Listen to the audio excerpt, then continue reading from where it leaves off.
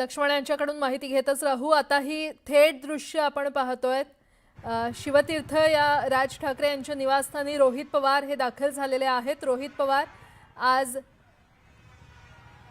राज ठाकरे यांची भेट घेण्यासाठी पोहोचताय आणि शिवतीर्थ या राज ठाकरे यांच्या निवासस्थानी ते पोहोचलेले आहेत। या संदर्भात अधिक माहिती देत आहेत आमच्या प्रतिनिधी प्रणाली कापसे आपल्यासोबत जोडल्या गेलेल्या आहेत। प्रणाली, आपण पाहतोय की आमदार रोहित पवार हे मनसे अध्यक्ष राज ठाकरे यांची भेट घेण्यासाठी त्यांच्या निवासस्थानी पोहोचलेले आहेत। गेले काही दिवस खरं तर 2-3 दिवस झाले आपण पाहतो आहोत की DGCAनं VSR कंपनीवर ताशेरे ओढल्यानंतर आणि त्यांचे 4 विमानं ही ग्राउंड केल्यानंतर रोहित पवार हे सातत्यानं मागणी करतायत की VSR कंपनी आणि एवढंच नव्हे तर DGCA ज्यांनी हे मान्य केलेलं की या संपूर्ण प्रकरणामध्ये अजितदादांच्या विमानाच्या अपघाताच्या प्रकरणामध्ये त्यांच्या दुर्लक्षितपणामुळे किंवा त्यांच्या निष्काळजीपणामुळे हे सगळं प्रकरण ओढवलेलं आहे। तक्रार नोंदवली जावी आणि CBIची जी चौकशी आहे ती योग्य दिशेनं व्हावी।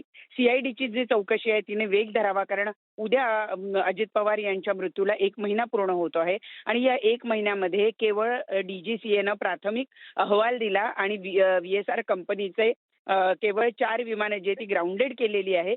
ही कारवाई पुरेशी नाही असं आमदार रोहित पवार यांचं म्हणणं आहे।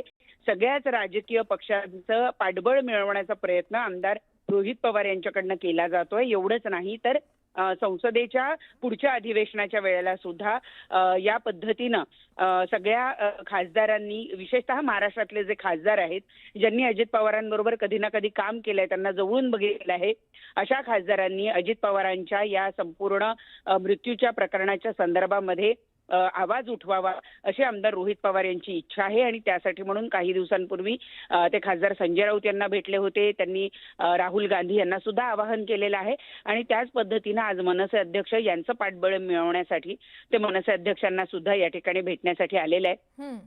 आपल्याला आठवत असेल की मनसे अध्यक्ष राज ठाकरे यांनी अजित पवार गेल्यानंतर 3ऱ्याच दिवशी एक ट्विट केलेलं होतं की राष्ट्रवादी पक्षाचा राष्ट्रीय अध्यक्ष हा पाटील चालेल पण पटेल चालणार नाही, अशा पद्धतीचं त्यांनी एक जे ट्विट केलेलं होतं ते ट्विट खूप गाजलं होतं।